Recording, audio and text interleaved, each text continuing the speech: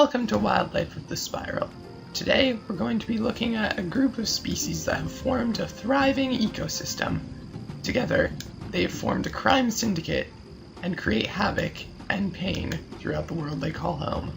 Today, we shall be looking at the O Leary Gang. Welcome to Marleybone, a world doused in darkness and ruled by fear. It is in this dark and scary world that the O Leary Gang calls home. Marleybone itself is home to a wide variety of species, and the O Leary Gang itself is no exception. While it is ruled primarily by one species at the head of the organization, there are indeed many working pieces that form the entire machine, as it were.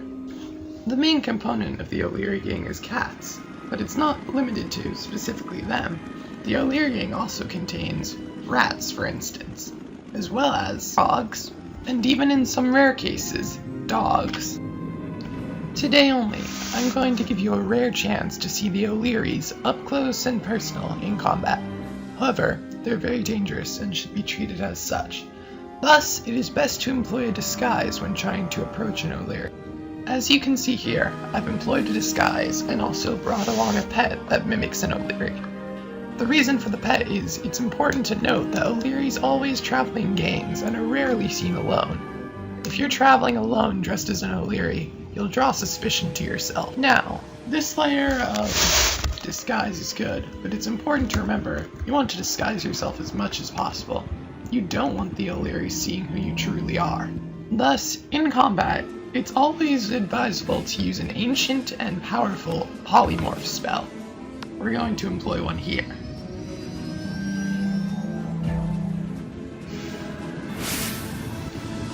As you can now see, we have 3 separate layers of disguises on, and the O'Learys themselves are very confused and unaware of who we truly are. This now gives us a chance to safely approach them in combat without having them immediately destroy us. They may be somewhat suspicious, but they can't tell what we really are. And of course, when trying to defeat O'Learys, it's always best to take them out at both at the same time. Who knows what kind of evil tricks they could hold up their sleeve if you go after them one after the other.